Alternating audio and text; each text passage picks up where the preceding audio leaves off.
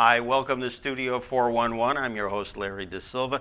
Today we have a marvelous guest with us. We have Marilynn Halas, who's the founder and creative director of For Sunflowers Media, as well as an author, and she's written several books.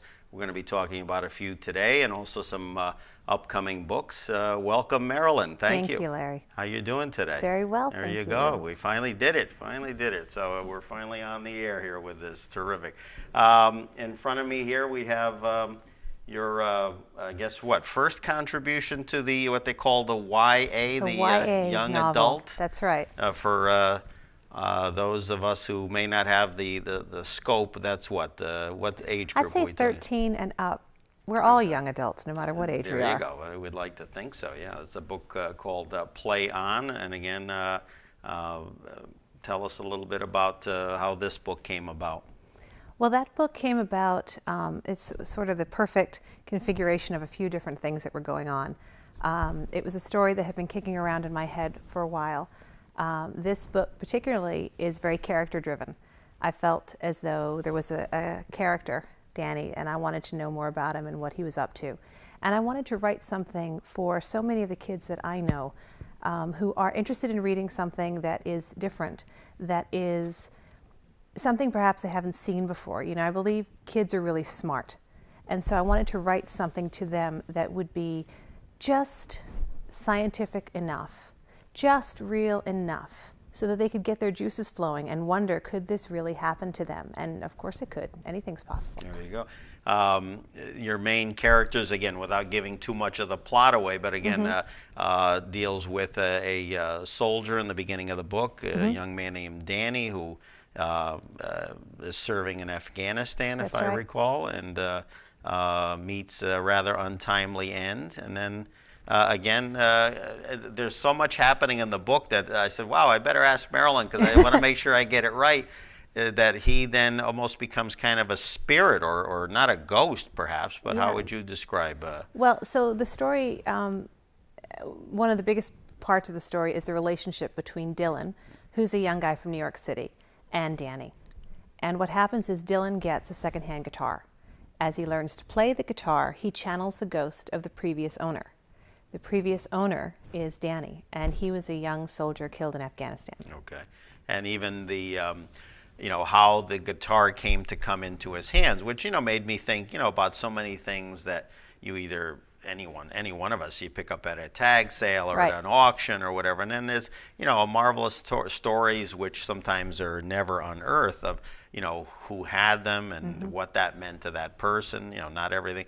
Kind of like when you go to a flea market or a tag sale and you find old photographs. I always found that very kind of like eerie to me, because, you know, that's people's like lives and history, and then all of a sudden, you know, it just, perhaps an elderly person passes on, and then these things, or you find them on greeting cards, which is a new fact. Yeah. You know, you never like to think that what has been precious to you would be sort of every day to someone else. And it turns out that the guitar, and again, as we pan over to the book here, it'll tell us a story about the little contest that happened here in a moment, that the guitar actually is more valuable than perhaps the parents thought, that the grieving parents. And, that's right.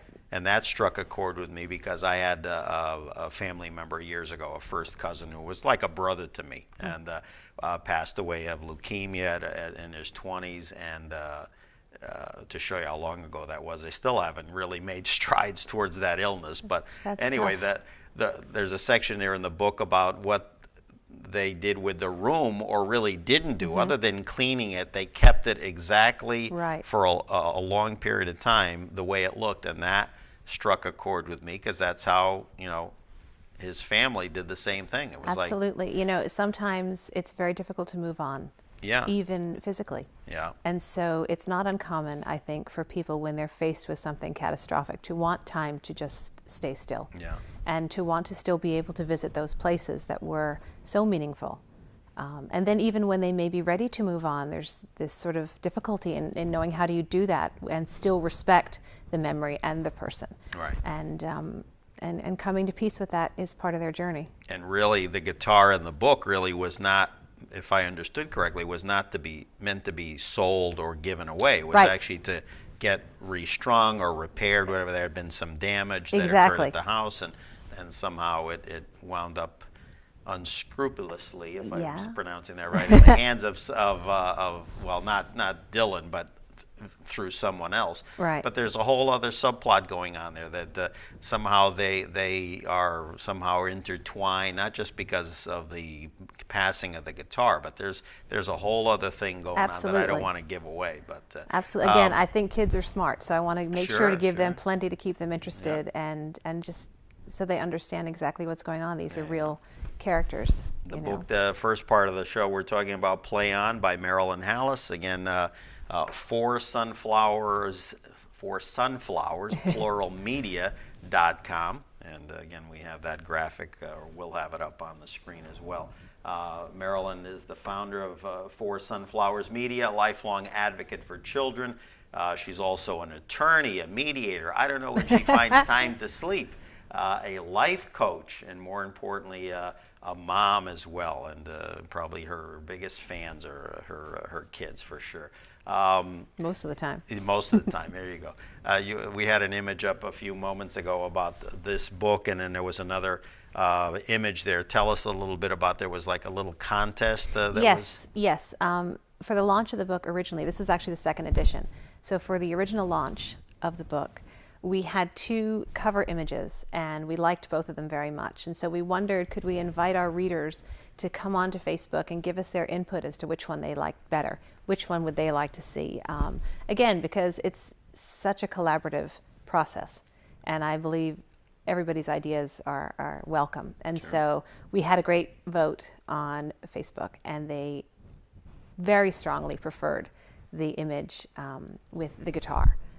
And the black cover, like But that. as you and I discussed off camera, once I had read through the book, then Yeah. I understood the meaning of the other one, where Right. again was the guitar see- with the 2 arms, again one signifying kind of a, the jean-clad, a person, Right. etc., and then the one with the soldier. So that was Exactly right.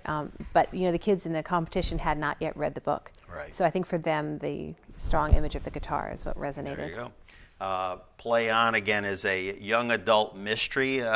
Would that be a good classification, or how would you describe Yeah, the book? it's about time travel and string theory and finding the hero that is in all of us. There you go. And again, it was just, I think you have yourself a mini series here with Well, this thank book. you. And now I was thinking about that the other day. I said, geez, I wonder if, and I thought, well, who would carry this? It wouldn't be a Hallmark movie. It would be maybe like an FX type thing, or I an think so. ABC Family. So Yeah. see, so I want credit when you start negotiating with I'll be sure and with call you right away. with these people. The main character, again, Dylan, who of course comes from, I guess, the New York City area. That's right. Via a few other places, which you'll have to read the book to kind of understand what I mean by that. Danny, the soldier, as I said, dies early on. Family takes the guitar to be repaired, and again, winds up in the hands of this young man who starts to play it, and then it seems to kind of trigger, I guess, Danny, or the spirit of Danny. That's right. Yeah. Yeah, it was such a precious part of Danny's young life, and it was the one thing that he left behind with a lot of difficulty, and looking forward to coming back for it. And that becomes important in the plot because it is something that was meant to be preserved so that they could play on. Yeah. The term as you use it, I think when I saw the book and I had gotten it, play on, I thought, okay, play on as in, well, I guess musical people would use it one way, and then I kind of thought the way that, for a lot of reasons, I've lived my life, which is despite the ups and downs, you, as the British might say, carry on, and that's kind of how I interpreted it. So how do you think- use the term in this book? Yeah, I think both are correct. Yeah. I think both are right. My dad was a musician, and so I grew up in a house full of music, and no matter what happened, no matter what blooper would occur, and they always did, my dad would smile and say, play on. And that sort of became a motto. it all kind of ties in again to For Sunflowers Media and our message, which is there's a hero in everyone, and you already are enough. It's not always about becoming. So if you will play on, you will find that there is more, and you will be fine. It'll all work out. You had, even when we first connected several months ago, and then you sent me a letter with some information that I needed. I'm just going to quote from this, and I think this touches on what you guys are all about at For Sunflowers Media.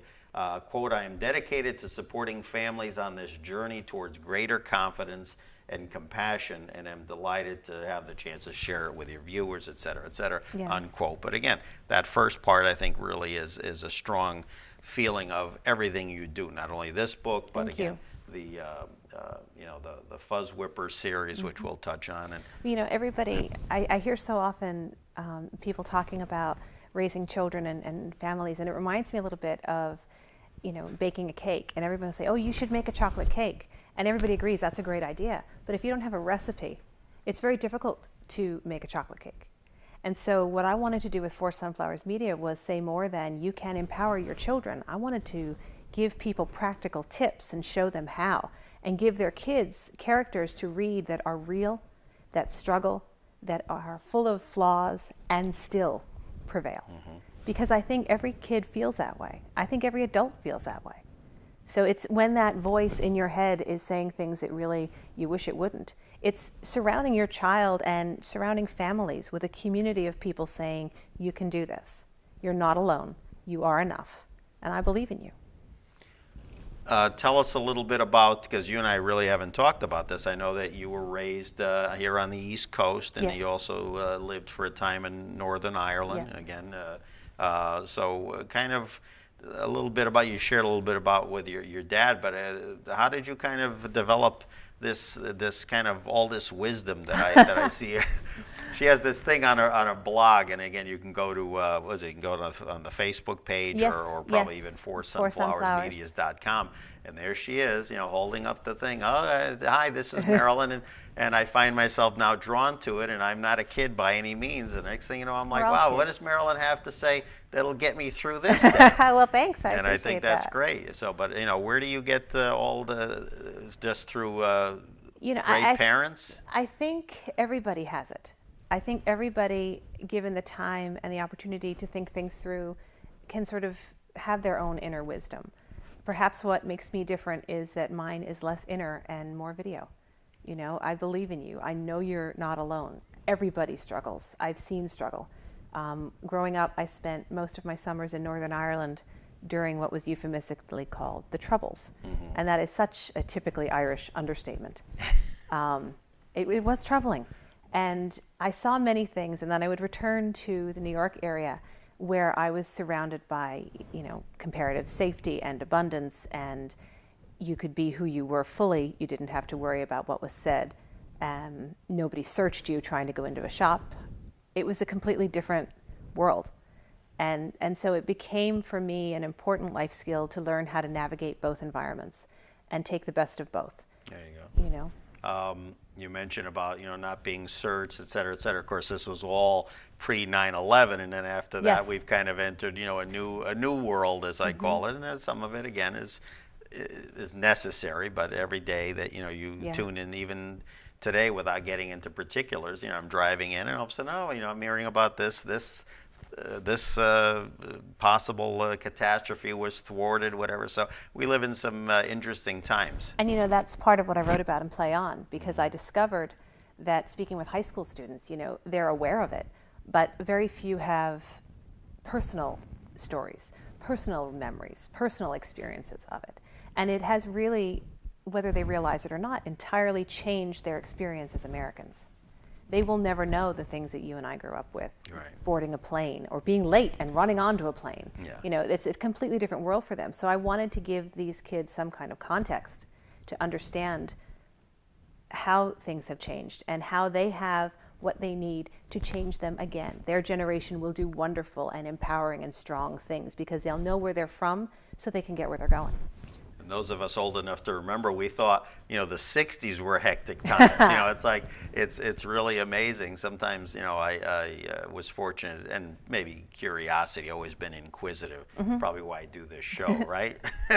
But, just that I was always conscious of, what was going on in the world. And again, you mentioned like Northern Ireland, that was back in the heyday when, there was like, stuff happening all the time. And again, I think that made me a better person, or at least better able to understand what was going on. Sure. You know what I'm saying? And I always say that with all the media we have today, all the content, as seems to be the new buzzword that I keep getting bombarded with, that both young and old, it's just my personal opinion, I think that we're less informed as a society with all this content and all this availability than when we used to just get 5 or 6 channels and we got the daily paper, newspaper. It's just, and again, maybe it's just age showing. I think it's a different kind of being informed. I feel like today we are very well informed on a wide array of topics. But years ago, perhaps we were deeply informed on fewer topics. And so we had that sort of comfort of expertise in our area.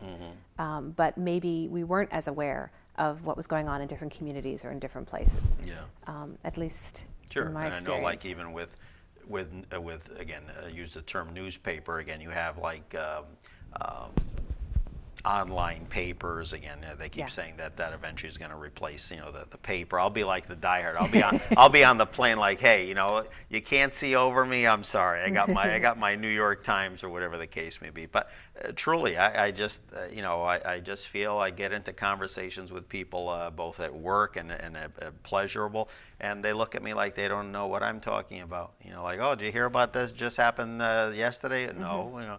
Did you watch this? No. It's that's just my a lot my of personal choice today. Yeah. Right? Too many. We have such a big menu in front of us. Oh, you can sure. sort of focus in the on what your only thing is the interests are. Super Bowl. That's about the one thing. Yeah. The presidential election. Nah, I don't know. Don't know who won. Don't know. Studio 411. We're here with author and just everything under the sun. Marilynn Halas. There are too many. If I need a good lawyer, I'm gonna contact her, because a good lawyer is hard to find. In the book, Dylan, one of the main characters, the younger boy that inherits the guitar, for lack of a better word, comes from divorced parents. Yes.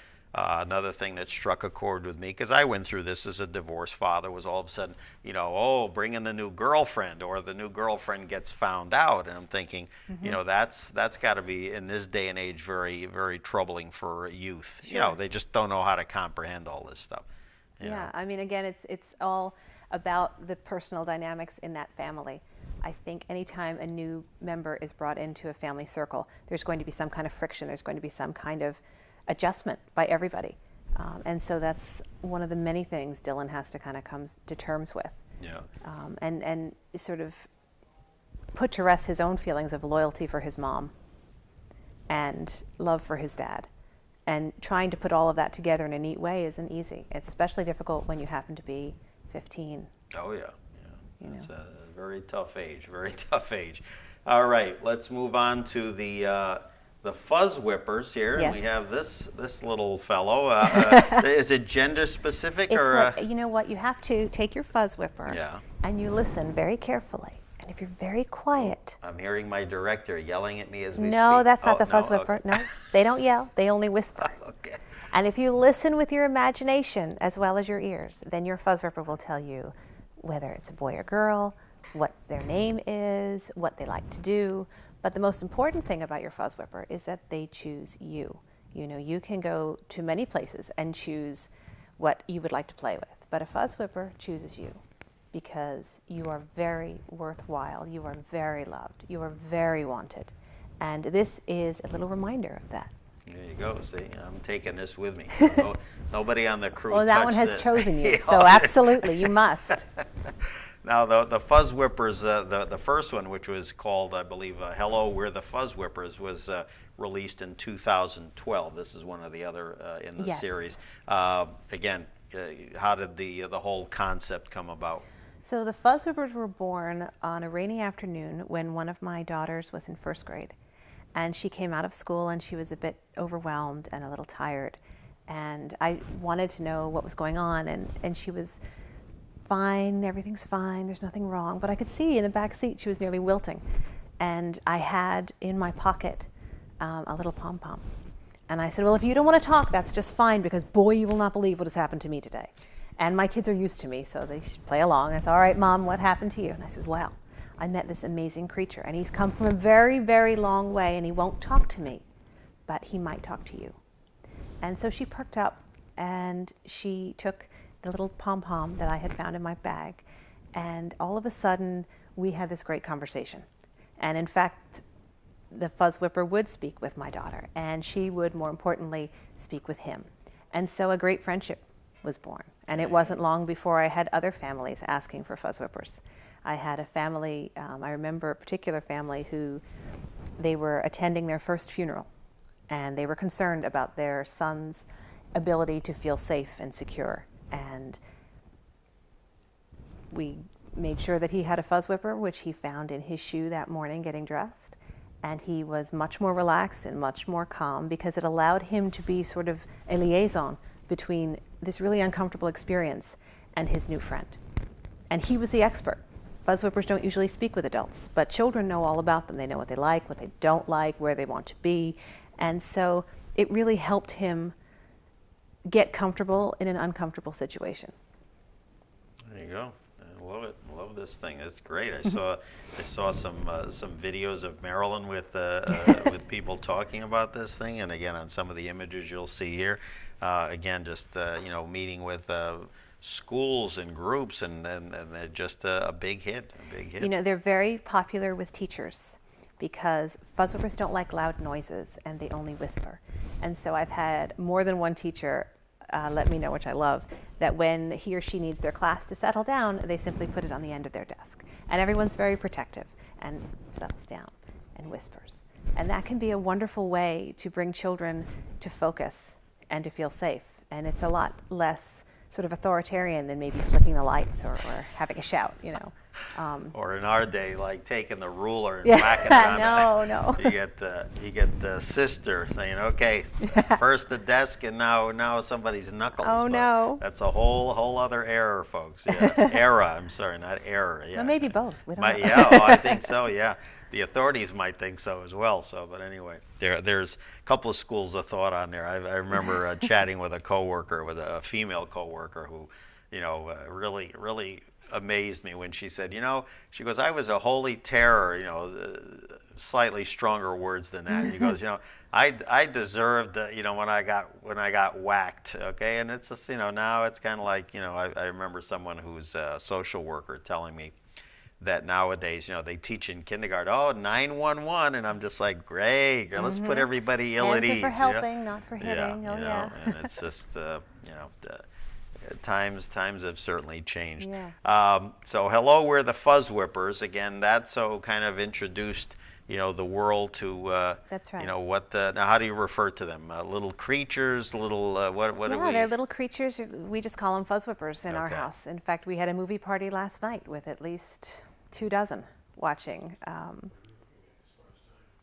watching the movie with all the Fuzz Whippers and playing around. And at least in our house, it's the only thing you're allowed to toss up in the air that won't do any damage. So you can't have a ball in the house, but you can always have a Fuzz Whipper in your pocket. Here's another one over here, Play Fair. So yes. There's Marilynn doing there one of her many appearances. And we talked before we went on air.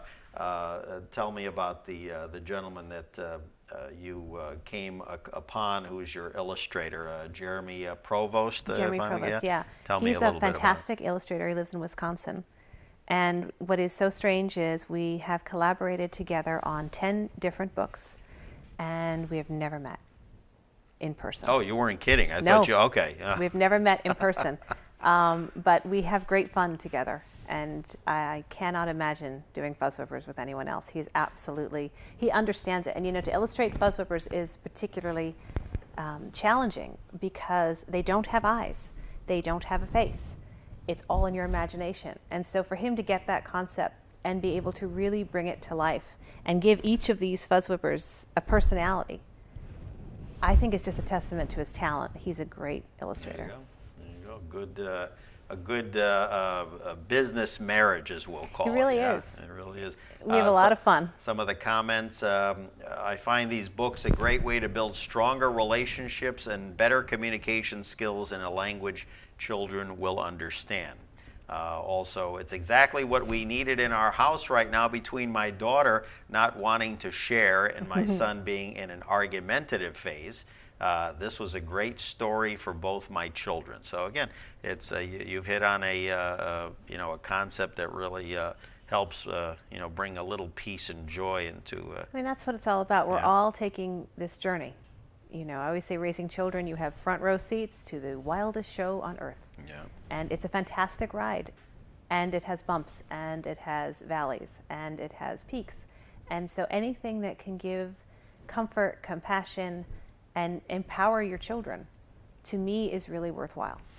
Here's some of them right here. We'll go through these because there's some new ones that are coming Yes, out and that's right. over the next period of time. Hello, we're the Fuzz Whippers, and then we have the. Go ahead, you tell us what all these titles are. Okay, Let's well, see, the next quiz one. for Marilynn. Yeah, but no pressure, right? So the second one is Fuzz Whippers Make Great Listeners, and that's where we started a wonderful piece of the Fuzz Whippers series, in that all of the books now have this. In the back of the book, we have tips for the kids to keep the conversation going, and then a parent's pointer as well. So it's not just a story that the kids can enjoy. It's also a little bit about how to keep that conversation going. Again, everybody would love to make a chocolate cake, but if you don't have the recipe, then all you have is a wish. This allows you to have that conversation. It maybe allows you to share with your child what you're not as comfortable sharing, or maybe what no one shared with you. So I wanted to make sure that it wasn't just a wish that you would have a more empowered child, that it was concrete steps that you could take that would help. There you go. And I have one here as well. Good helper tips for kids. Kids are good listeners. Now, these are all different for each book, or they're Correct. yeah, They're they all are different, and they reference different things that were going on in the story. Okay. It is important to stay until the job is finished. Good Yeah. helpers do the whole job. And then again, there's several others. Smile. Helping is a great way to have good times with friends and family. I'm going to use that with the crew here. There you go. That's good. Our sound person joining us for the first time. Helping is a great way to have a good time with friends and family. Look at that. See? And Jamie is doing a great job in there. And then the parents pointer, which, believe me, parents, we need all the pointers we can get. Kids love to help, and there is always something they can do. Break a big job into smaller pieces so your little one can help along the way. Letting your child help builds confidence and self-esteem. Yeah, and absolutely. two qualities or characteristics that sometimes are hard to come by. So. Well, they're difficult, and they're hard for parents because, firstly, it's difficult to teach self-esteem, and again, I always say this, kids are really smart. So you can say to your child every day, well, you are beautiful and you are smart and you are wonderful. And it isn't very long before they will respond to that with sort of rolled eyes and a smile and a shrug and say, well, Mom, you have to say that. You're our mom. It's really, really useful, I think, if you can give your kids information that is sort of specific and lets them know that these are genuine beliefs that you have. And yeah, you do know they're wonderful and they're fabulous and they're good looking and they're all kinds of great things. And you're really impressed that when it got difficult, they kept working on it and they saw the job all the way through. Because that's something they can hold on to. And then those successes build bigger successes and give them perspective so that when they face a challenge that may feel overwhelming, you can say to them, yes, but do you remember in the science fair when you felt really tired and frustrated because something spilled on the poster the night before? And you handled it. You were able to clean it up. You were able to fix the poster. You were able to present the next day. And now that just makes for a better story. Well done. Well done. Now you're stronger. You've lifted something, so you've become stronger. Something that I'm reminded of someone close to me that's, we'll call it a pet peeve of theirs, and I'm just curious, what you said just reminded me of this. I don't know when this started. I don't recall this with my parents. Of course, my parents were immigrants to this country, so maybe that was, a different mentality. Their thing was, again, I think, play on, just keep moving forward. Just keep, whatever. Just try to make the best of a situation. But is this prevailing? I'll say over the last 20 years. Good job. The kid picks up a pencil. Good job. What is your thoughts on that? I think good job is a great start. Okay. But I think if you leave it there, then then that's where it's left. But okay, I agree with that point. But it's good job becomes good job for everything. In other words, literally, I mean, they pick up a leaf off the table or off the floor, and it's good job. Well, you know, I mean, it's one of the things that I talk to moms and dads about all the time is there's a huge difference between self-esteem and self-confidence. You know, if you, God forbid, needed a neurosurgeon, and the neurosurgeon walks into the hospital room and says, well, I'll do the best I can, but don't I look great? You're not going to have confidence for this person to perform your operation. Right. You know, self-esteem and self-confidence are different. And there's a time for building self-esteem. And there's a time for encouraging self-confidence. And I believe kids need both in order to step fully into who they are and to, you know, as Whitman said, contribute their verse. Now, how do you teach those? Or do you feel with some people at that point, children, that those things just kind of come naturally to you know, if only everything came naturally, then that would be swell. We would all be just better world. That'd be great. I think we all have our skill set, right? So some people can do things more intuitively. I think as moms and dads, the most important thing you have is your instinct. I think you should follow it. I think you shouldn't ever be afraid to ask for more information, either from your friends or your family. Get input from your child as they grow, and then follow your instinct. You know, in terms of teaching self-esteem, I think that starts, in some cases, even before a baby's born. You know, it's knowing that there's this person who takes care of me, and when I am hungry, I am fed, and when I'm cold, I am warm, and I feel safe with them. I mean, all of that feeds into early self-esteem. Right. And then in preschool, there's a lot of things that are great jobs and well done. But it begins to become a little bit more complex. It's now, I think, important to praise process, not just product. Exactly. You stuck with that. How was that for you? Did you feel uncomfortable? Were you worried? Wow, and you still stuck with it. You must be strong. That's amazing, good job. That's a completely different thing than, oh, that's nice, good job. Yeah. You know, kids are smart, right? You've got to give them the information so that they can understand what it is that you're valuing.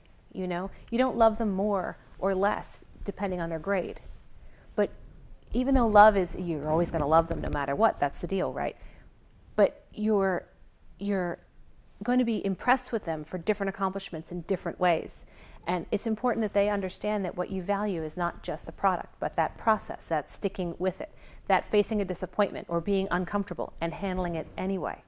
You know, knowing that you have their back is so important. And knowing that you believe that they are capable is equally important as they get older.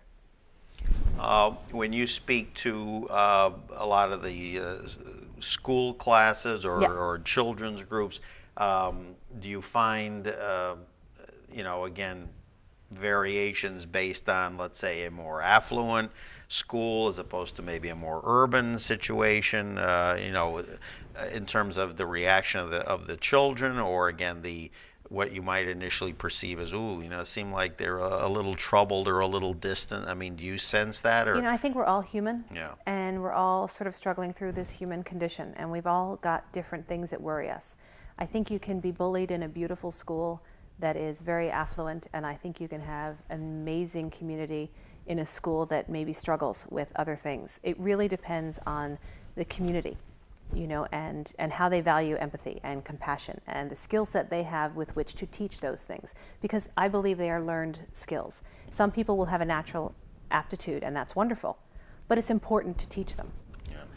Marilynn Halas joining us here for the hour, author, founder of For Sunflowers Media, forsunflowersmedia.com.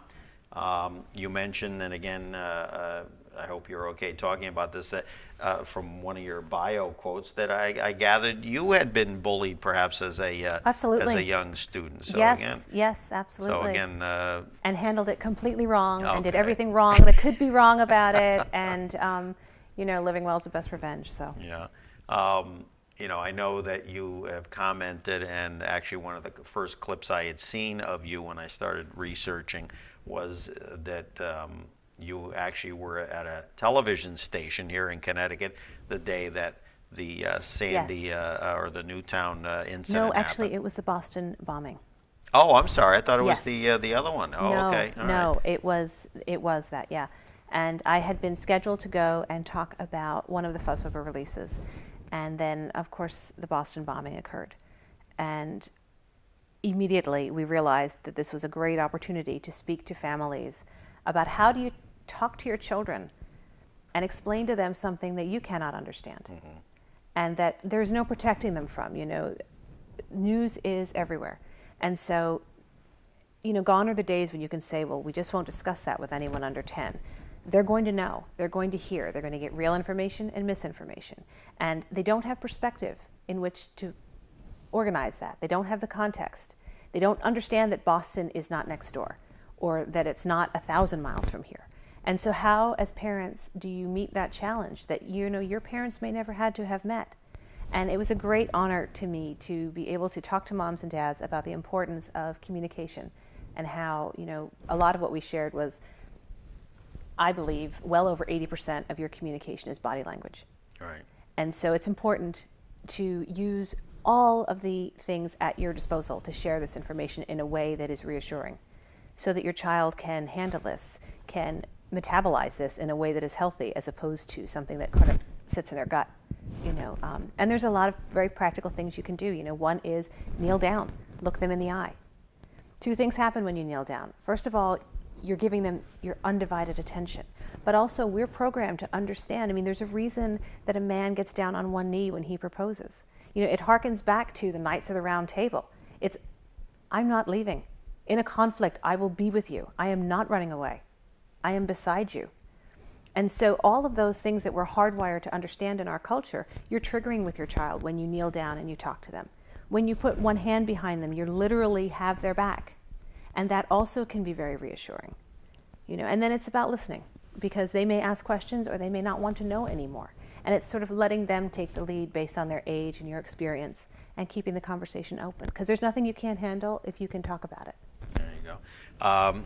Since I brought up the Newtown shootings, which again is not far from where you No. are a resident in Connecticut, again, obviously for all of us, it was, I remember where I was when I first too. heard it, but then, because again of all the things you do, not only with the books and with meeting with the people young and old alike, that must have been a busy time in your neck of the woods, because obviously it was literally almost right in your own backyard. That's right. That's right. It was. It remains devastating. Sure. There are some wounds that are not meant to completely heal. Yeah.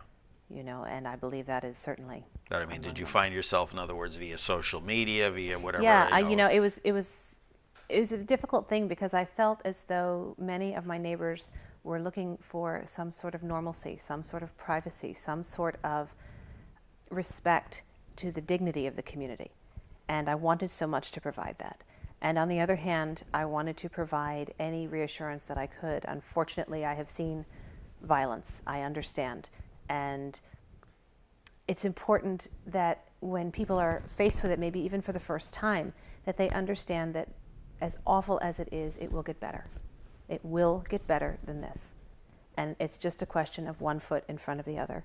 Do the next thing in front of you, stick together, and it will get better than this. Maybe not right away, but it will. Yep. Marilynn Halas joining us for the hour here on Studio 411. Children's author, a mediator, a life coach, all around good egg. Thank you. Some new projects which we'll touch on briefly. Now, again, there's a couple of Fuzz Whippers books that will be coming out, and we'll certainly, as we've discussed off here, we'll have you back on. But Fuzz Whippers Learn About Safety, and then the other one, Fuzz Whippers Make Great Friends. So this is like the Andy Hardy series of the 40s and 50s. It'll just roll on, just roll on, and Jeremy will keep doing the illustrating, and you two will never meet. And it'll be like no, I really want to meet him. I think it's on both of our bucket lists. We really, really want to meet. But that's good. And then from a young adult fiction, correct me unless these are more adult books, you have a couple of things that you're working on that we'll be talking about more down the road. But tell us about the other two books. Yes, well, I have a middle grade book coming out, which is, say, 10 and up, called Hotspots, which is about a little girl who gets bullied. And the reason she's bullied is her parents are different. She has two dads. And so that is just different enough for her to be bullied at her new school. And it's all about her experience of that and how the community responds, and understanding that nobody can face a bully alone. It is a community's job. And again, we have to teach our kids to be upstanders. You know, the Bully Project is great at that. You find that now, again, because of social media and maybe people are more conscious of it, that there's more incidents of bullying going on than when we were kids? Or do you think it's just because now people are more free to talk about it, or kids are more adept at maybe going to someone, either a religious person or a parent, you know, or their own friends? Or is it just, I'm not sure. Is it? You know, I'd like to think that that kids are better self-advocates. They understand now how to get help. I hope they know that there are no end to the adults around them who care deeply, who want to know, who can help. You know, reach out, tell someone what's going on, and understand that you don't have to face anything alone. That's very, very important. I think that's the gift of social media, if it's used well, Right. is that you don't have to face it alone. You're never the only one going through something. It's just not possible. There's too many of us. There's always someone going through that, and you might be able to stick together. But again, in terms of school communities, it's very, very important that there is a mores among that community, that it's not who we are. We don't tolerate that. We all stand up together. And so that's kind of what the story of Hotspots is all about. Was that when did the idea for that book? Obviously, some of that is rooted in what we talked about before, Sure. with your young, childhood, whatever. But again, was there any other factors that kind of brought that to the forefront? You said, "Oh, I'm gonna do that," or how did that whole thing come about? I mean, Yeah, well, I think it's a story that certainly has been kicking around in my head for a long time. Not an easy story to write, because it is a little closer to home. yeah, And then I think also, as you know, there's so much talk about different kinds of families and learning to respect all different kinds of families. I mean, that's one of the things we talk about in Fuzzwhippers Learn About Families, again, for a much younger audience, that families are of all colors and all shapes and all sizes. And it's about people loving each other and helping each other. And we're all going to have different kinds of families because we're all different. And so it's sort of taking that then to an older audience so that they can understand that everybody feels uncomfortable, everybody's trying to work together, and we still have a lot of common ground. Families love each other. Families are there for each other. There's nothing to be afraid of when people are working together and love each other. And that kind of a message, I think, is really important for all of us, adults, kids, everybody, you know? I'm always fascinated when I have the opportunity to speak with authors and folks that do this for a living. A few questions that come into my head is kind of, what is your structure? I mean, in other words, crack of dawn. There was I'm going to mispronounce her name. Was it Miss Ivanovich? She's a famous fictional writer. Anyway, her thing was 5 o'clock in the morning, just like a regular desk job. Grabs her coffee, works from home, of course, and then does that for like 6 hours, and then does, I guess, the business end of her, Right. Of her company, whatever. So it's very structured. So again, I think I aspire to that kind of structure, but the way that it tends to work for me is certainly during the week. I have 4 children, so it's about getting everybody up and organized and fed and ready. And then once you get through that, I tend to do the business end more between the hours of 9 to 5, because obviously that's Right. when other editors and graphic designers and publishers and advertisers and all of these people are in their normal desk jobs. And so that's when you want to be available for them. I also do a lot of my social media work then. I blog for Huffington Post as well. And so it's important to have all of those things accessible when people have time to interact and participate in that. There's nothing I like more than when our readers reach out. In fact, I remember a young man reaching out at 1 o'clock in the morning on Twitter, and he said, "I just finished Play On, will you talk to me?" And Wow. I said, "Well, is it okay with your parents? And if it is, yes, this is why I became a writer. Of course I'll talk to you, So for me, part of my process tends to be that business part during the business hours. And then I have my own family to be with in the afternoons and the evenings.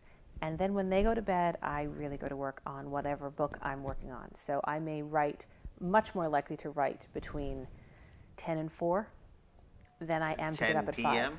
10 Or- p.m. to 4 a.m., yeah. Wow. Yeah, okay. much because my house is quiet, my kids are settled.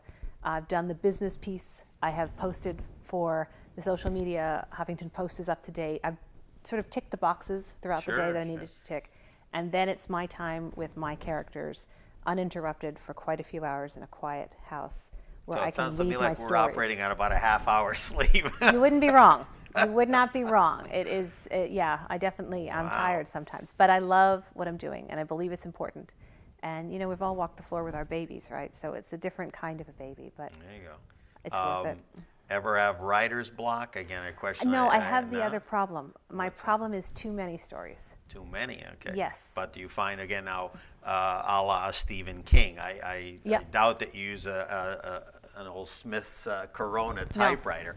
But again, obviously you have various, folders as opposed to scraps of papers where you're like your You would think so. Yeah. I don't. Actually, I wrote the first line of my first book on the back of a grocery list Oh, okay. at a red light because it was a sentence I just could not get that out of my head.